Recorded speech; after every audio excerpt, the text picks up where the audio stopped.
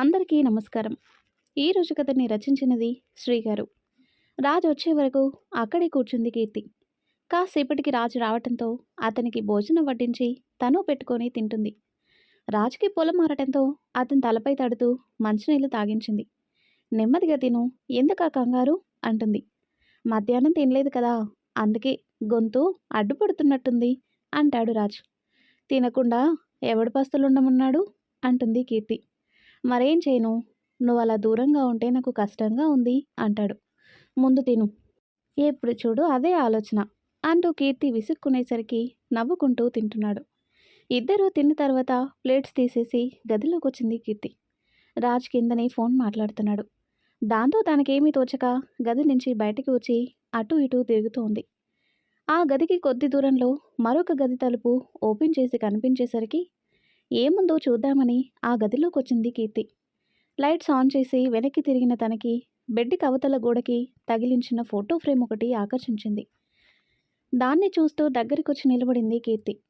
ఒక అమ్మాయి రాజసంగా కాలు మీద కాలేసుకొని కూర్చుని ఉంటే మరొక అమ్మాయి పక్కనే నిలబడి ఉంది. కూర్చున్న అమ్మాయి ఫోటో మీదనే తన కళ్ళు ఆగిపోయాయి.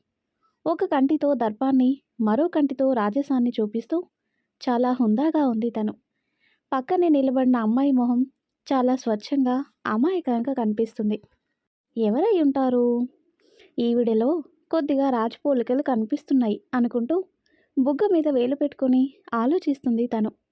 అంతలోనే రాజ్ ఫోన్ చూస్తూ మెట్లెక్కుతూ ఆ గదిలో లైట్ వెలగటం చూసి అక్కడికొచ్చాడు. కీర్తి ఫోటోను చూస్తూ కనిపించేసరికి నవ్వుతూ దగ్గరికొచ్చాడు. ఏంటి ఇక్కడికొచ్చావు అని రాజ్ అడిగేసరికి అతని వైపు చూస్తూ ఆవిడ ఎవరు అని అడిగింది. తనా, మా అత్తయ్య కావేరి. నీలానే చాలా అందంగా ఉంది కదా అంటాడు. లేదు, నాకన్నా బాగున్నారు. మరి పక్కనున్నదెవరు?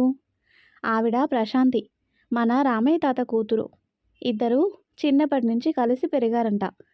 తాతయ్య అత్తయ్యతో పాటు ఆవిడ్ని కూడా చదివించారంట. పక్క విలేజ్లోనే విఆర్ఓగా పనిచేస్తున్నారు అని చెప్పాడు రాజ్. హో, మరి మీ అత్తయ్య ఎక్కడుంటారు? రాజ్ మౌనంగా ఉండిపోయాడు. కీర్తి అతని వైపే చూస్తూ ఏమైంది అని అడిగింది. ఏం లేదు, అత్తయ్య నా చిన్నప్పుడే ఇల్లు వదిలి వెళ్ళిపోయింది. ఎందుకనేది నాకు పూర్తిగా తెలీదు. బట్ మామయ్యతో ఏవో గొడవలు జరిగేవి. అప్పటి నుంచి తను ఎవరితోనూ కలవలేదు. చివరిసారిగా తాతయ్య చనిపోయినప్పుడు చూశాను. ఆ రోజు వచ్చింది, కానీ డాడీ ఎంత నచ్చ చెప్పినా వినలేదు. తాతయ్య కార్యక్రమం అవ్వగానే వెళ్ళిపోయింది. మళ్ళీ ఇప్పటి వరకు నేను ఆవిడ్ని చూడనే లేదు అని చెప్తాడు రాజ్. అంటే ఇప్పుడు ఆవిడ ఎక్కడున్నారో కూడా మీకు తెలీదా అంటుంది కీర్తి. రామయ్య తాతకి తెలుసు, కానీ ఎవరిని తన దగ్గరికి రావద్దని చాలా ఖచ్చితంగా చెప్పిందంట. అందుకే ఆవిడ మనసు మారి తిరిగి వచ్చే వరకు ఎవరిని కలవద్దని రామయ్య తాత చెప్పారు. మరి మీ మామయ్య ఆవిడతో కలిసి ఉండటం లేదా? లేదు, ఆయన ఎక్కడున్నారనేది కూడా ఎవరికీ తెలీదు. ఒక విధంగా అత్తయ్య ఇల్లు వదిలి వెళ్ళిపోవటానికి కారణం ఆయనే. మేమంతా ఉండి కూడా ఒంటరి జీవితం గడుపుతుంది అని చెబుతూ రాజ్ బాధగా బయటికి నడిచేసరికి కీర్తి ఆ ఫోటోని చూస్తూ అతని వెనక్కి వచ్చింది. ఆ గది తాళం వేసి ఇద్దరూ వాళ్ళ గదిలోకి వచ్చారు. కీర్తి ఆలోచిస్తూ కూర్చునేసరికి ఏం ఆలోచిస్తున్నావు అని అడిగాడు రాజ్. ఏం లేదు, ఇంత ఆస్తి అంతస్తు పలుకుబడి ఉండి కూడా మీ అత్తయ్య జీవితంలో సంతోషమే లేదు. పాపం కదా అంటుంది కీర్తి. డబ్బు అవసరాల్ని తీరుస్తుంది, కానీ సంతృప్తిని ఇవ్వలేదు కీర్తి అంటూ ఫోన్ బెడ్ మీద పడేసి పక్కనే కూర్చున్నాడు.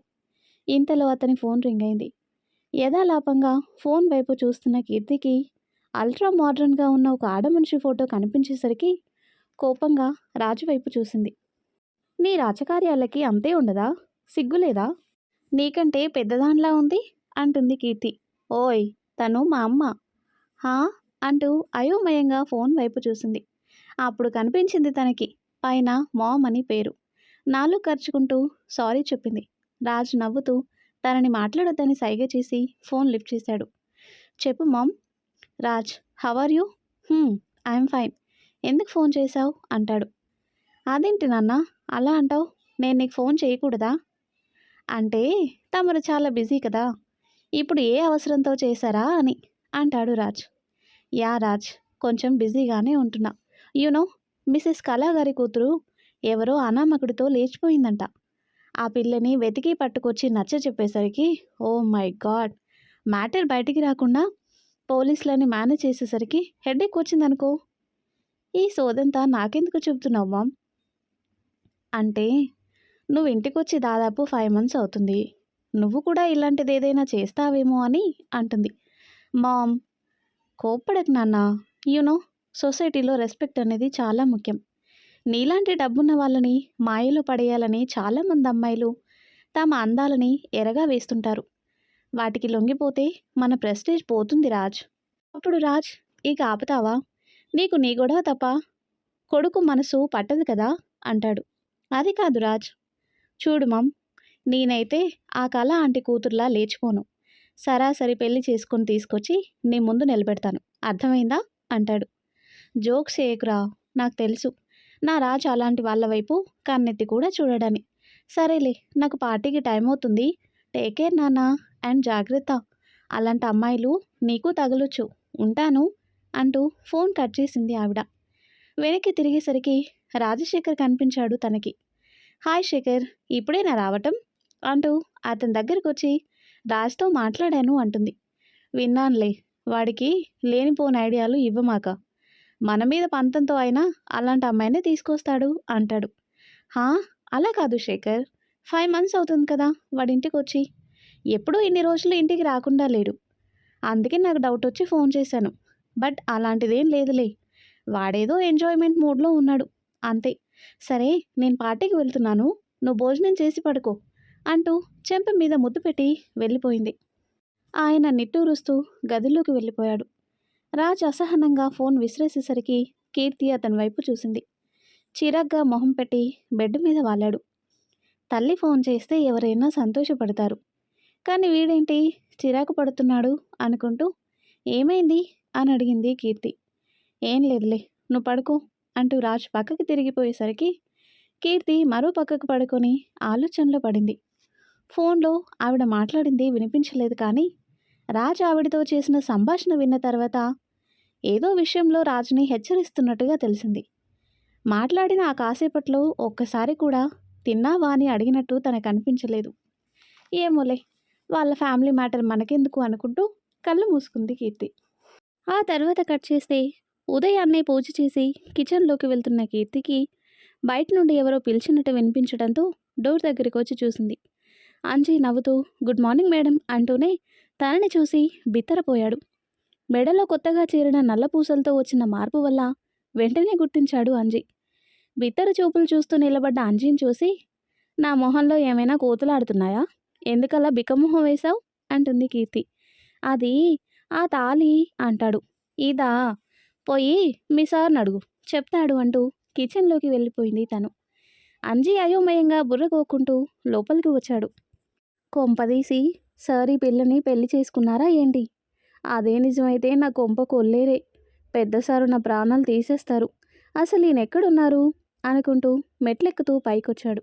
రాజ్ బస్కీలు తీస్తూ కనిపించేసరికి సార్ అంటూ అక్కడికొచ్చి రాజ్ ముందే కాళ్ళు ముడుచుకొని కూర్చున్నాడు అంజీ.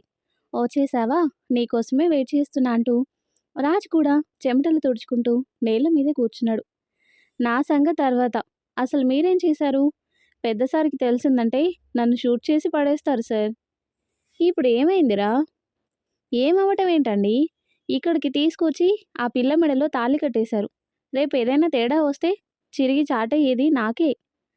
ఓ అదా, కంగారు పడకు, ఇంకా పెళ్లి చేసుకోలేదు అంటాడు. లేదా మరి ఆ తాళి? ఇక్కడ అందరూ తప్పుగా అనుకుంటారని నేనే ఆ నల్లపూసలు తన మెడలో వేశాను. మేమిక్కడ ఉన్నంత వరకు తీయొద్దని చెప్పాను. ఓ అంతేనా? ఇంకా ఎక్కడ పెళ్లి జరిగిపోయిందో అని భయపడి చచ్చాను. నిజంగా నేను తనని పెళ్లి చేసుకోనంటే ఏం చేసేవాడివి అంటాడు రాజ్. చేయటానికి ఏముంటుంది సార్, మా ఇంట్లో వాళ్ళు నా కర్మకాండాలు చేయటమే మిగులుతుంది. మిమ్మల్ని కనిపెట్టుకుని ఉండమని మీ నాన్నగారు మరీ మరీ చెప్పారు. మీతో మాట్లాడినా మాట్లాడకపోయినా రోజు నాతో మాత్రం మీ గురించి అడిగి తెలుసుకుంటూనే ఉంటారు. ఏదో అలా మేనేజ్ చేస్తున్నా. ఏదైనా తేడా జరిగితే చంపేస్తానని మీ నాన్నగారితో పాటు మీ అమ్మగారు వార్నింగ్ ఇచ్చారు తెలుసా సార్? తెలుసు. నిన్న నైట్ మామ్ నాకు ఫోన్ చేసింది. అప్పుడే అర్థమైంది నీకు కూడా వాయుం పై ఉంటుందని. హ్మ్. అది సరే గానీ సార్, కీర్తిని ఇక్కడికెందుకు తీసుకొచ్చారు? అసలేం చేద్దామనుకుంటున్నారు? ఏం చేద్దామన్నా అది కోఆపరేట్ చేయట్లేదు అంజీ. ఆ! ఈయనకెప్పుడూ అదే ధ్యాస అని బుర్ర గోక్కుంటూ, సార్, నేనడిగింది దాని గురించి కాదు. అసలు మీ ప్లాన్ ఏంటి అని. ఇది అని ఏం లేదు. టైంని బట్టి, పరిస్థితిని బట్టి అల్లుకుపోవటమే అంటాడు రాజ్. ఇంతలో కీర్తి టిఫిన్ రెడీ చేసి రాజ్ని పిలవటానికి వచ్చింది. అక్కడ అంజి రాజ్ నేల మీద కూర్చుని కబుర్లాడుకోవటం చూసి విచిత్రంగా చూస్తూ దగ్గరికొచ్చింది. తను రావటంతో ఇద్దరి సంభాషణకి బ్రేక్ పడింది. ఇద్దరు తన వైపే చూస్తున్నారు. ఏంటిది, కిందే సెటిల్ అయ్యారు? కబుర్లాడుకోవటానికి మీకు వేరే ప్లేసే దొరకలేదా అంటుంది. అదేం లేదు కీర్తి, మన కాపురం ఎలా ఉందని అడుగుతున్నాడు. కదా అంజీ అని రాజ్ అంజీని ఇరికించేసరికి అంజీ కంగారుగా కీర్తి వైపు చూశాడు. తను కోపంగా అతన్నే చూస్తూ ఉంది. అయ్యో మేడం, సార్ ఏదో జోక్గా అన్నారు. మీరు సీరియస్గా తీసుకోకండి. కాపురం చేయటానికి నేనేమైనా వాడి పెళ్ళన్నా? ఎక్స్ట్రాలు చేశారంటే ఇద్దరికీ కాఫీలో ఎలకల మందు కల్పించేస్తాను, జాగ్రత్త అంటుంది కీర్తి. ఎలకల మందా? అయ్యో మేడం, ఇంత చిన్న విషయానికి అంతగా రియాక్ట్ అవ్వాలా అంటూ పైకి లేచి నిలబడ్డాడు అంజీ. రాజ్ మాత్రం అలానే కూర్చుని ఇద్దరిని చూస్తున్నాడు. ఏది చిన్న విషయం? నేను ఇలా వీడి దగ్గర లాక్ అవ్వటానికి కారణం నువ్వు కదూ అంటుంది కీర్తి. నేనా? మధ్యలో నేనేం చేశాను మేడం? మొత్తం అంతా నువ్వే చేశావు. మళ్ళీ ఏం చేశానని అడుగుతున్నావా? ఒక్క మాట వీడే రాజన్న విషయం నాకు అప్పుడే చెప్పుంటే నేను జాగ్రత్త పడేదాన్ని కదా అంటుంది. అంటే అప్పుడు సిచ్యువేషన్స్ అన్నీ అనుకూలంగా లేవు మేడం. అయినా బెంగళూరులో చీకొట్టిన మనిషితోనే మీరు ప్రేమలో పడతారని మీరు ఊహించగలిగారా? లేదు కదా. మరి మీరు ఆయనతో ప్రేమలో పడతారని నాకు మాత్రం ఎలా తెలుస్తుంది చెప్పండి? అప్పుడు కీర్తి తెలిసిన తర్వాతైనా చెప్పి చావచ్చుగా అంటుంది. ఎక్కడ చెప్పనిచ్చారండి? నేను ఎదురు పడితే చాలు పాకిస్తాన్ వాడు ఇండియా మీదికి యుద్ధానికి వచ్చినట్టు ఇంత నోరేసుకొని పడిపోయేవారు. బోనస్గా చంపదెబ్బలొకటి. అసలు నాకు చెప్పే ఛాన్స్ ఇచ్చారా అంటాడు అంజి. తప్పించుకునేవాడికి 1000 కారణాలుంటాయి. నువ్వు నాకు ఎదురుపడిన ప్రతిసారి మీ బాస్ నా పక్కనే ఉన్నారు కదా. తెలిసి కూడా తెలియనట్టు ఇద్దరు బాగానే డ్రామాలాడారుగా అంటుంది కీర్తి. అదే మేడం నేను చెప్పేది. ఆయన మీ పక్కనే ఉన్నప్పుడు నేను మీకు నిజం ఎలా చెప్పగలను చెప్పండి అంటాడు. అంటే చెప్పొద్దన్నాడు. అంటే నన్ను మోసం చేయాలి అన్న ఉద్దేశం అతనికి ఉండబట్టే కదా ప్రతిసారి నిజం తెలియకుండా మేనేజ్ చేసేవాడు. ఆ నిష వచ్చి నాకు నిజం చెప్పింది కాబట్టి సరిపోయింది. లేదంటే ఇప్పటికి కూడా ఇద్దరూ నన్ను మోసం చేస్తూనే ఉండేవారు కదా అంటుంది కీర్తి. మేడం, ఆ మోసంలో నన్ను కలపకండి. ఆయన ఆ నిషా మాటలు పట్టుకొని వెళ్లాడతారేంటి? అదేమైనా పెద్ద పత్తిత అనుకుంటున్నారా? దానికి మా రాజ్ సార్ మీద కన్నుంది. ఎలా అయినా ఆయన్ని పెళ్లి చేసుకోవాలని మీతో అలా అబద్ధం చెప్పింది అంటాడు. అబద్ధం చెప్పిందా? సరే, ఒక విషయం చెప్పు, దానికి మీ సారుకున్న సంబంధం ఏంటి అని అడుగుతుంది. అది మీరు మరీ అంత డైరెక్ట్గా అడిగితే ఎలా చెప్పాలి మేడం అంటాడు అంజి. పర్లేదు, మీ సార్ గారు ఇక్కడే ఉన్నారు కదా, చెప్పు. ఆయన బాగోతాలు నాకు కూడా తెలియాలి కదా అంటుంది. అంజి అయోమయంగా రాజు వైపు చూశాడు. రాజ్ నవ్వుతూ పైకి లేచి కీర్తి దగ్గరికి వస్తూ అంజిని బయటికి వెళ్ళమని సైగ చేశాడు. దాంతో అంజి బయటికి వెళ్ళబోతుంటే కీర్తి ఆగు అంటూ అరిచేసరికి అక్కడే ఆగిపోయాడు అంజి. ఇప్పుడెందుకు అతన్ని బయటికి వెళ్ళమంటున్నావు? నీ బాగోతం బయటపడుతుందనా? నీకు నిజం తెలిసినప్పుడే నేనేంటో పూర్తిగా అర్థమైంది కదా, ఇంకా ఏం తెలుసుకోవాలి అంటాడు. నీకు ఆ నిషాకి సంబంధం ఏంటి? దాన్ని కూడా లవ్ చేశావా అంటూ సూటిగా అతని కళ్ళలోకి చూస్తూ అడిగింది. రాజ్ కూడా అంతే సూటిగా తన కళ్ళలోకి చూస్తూ నో అని చెప్పాడు. ఇంతలో అంజి మెల్లిగా అక్కడి నుంచి జారుకున్నాడు. మరి అంటుంది. తనతో నాకు ఎఫ్ఐఆర్ ఉంది అంటూ ఎటూ చూస్తూ చెప్పాడు రాజ్. కీర్తి కోపంగా చూస్తూ సిగ్గులేదు, ఏదో ఘనకార్యం చేసినట్టు ఎలా చెప్తున్నాడో చూడు అంటుంది. నువ్వే కదా అడిగావు, చెబితే తిడితే ఎలా? తన గురించి నీకు క్లారిటీ ఇవ్వాల్సిన బాధ్యత నాకుంది కాబట్టి చెప్తున్నాను, విను. తను నా గర్ల్ ఫ్రెండ్ కాదు, జస్ట్ మా కంపెనీలో one of the share holder. నేనే దాని వెంట పడలేదు. నిజానికి అదే నా వెంటపడి మరీ నన్ను ఆ ఎఫ్ఐఆర్లోకి దించింది. ఆడది మీద పడుతూ ఉంటే ఉప్పు కారం తినే ఏ మగాడైనా స్పందిస్తాడు కదా. ఆ విధంగా తనతో అంటాడు. ఏచి ఆపు, ఇదేమైనా రామాయణమా మహాభారతమా, విడమర్చి మరీ చెబుతున్నావు అంటూ అతని చేతిలో ఫోన్ పెట్టింది. అది రాజ్ ఫోనే. గదిలో ఛార్జింగ్ పెట్టి పక్కనే ఉన్న బాల్కనీలో వర్కౌట్ చేస్తున్నాడు రాజ్. అతన్ని వెతుక్కుంటూ గదిలోకొచ్చిన కీర్తి ఆ ఫోన్ రింగ్ అవటం, అందులో నిషా ఫోటో రావటం చూసి అనుమానంగా ఫోన్ లిఫ్ట్ చేసింది. కానీ తను మాట్లాడలేదు. అంతలోనే నిషా గొంతు వినిపించింది. తను మాట్లాడేది విని కీర్తి ఏం మాట్లాడకుండా ఫోన్ కట్ చేసి చేతిలో పెట్టుకొని రాజ్ దగ్గరకు వచ్చింది.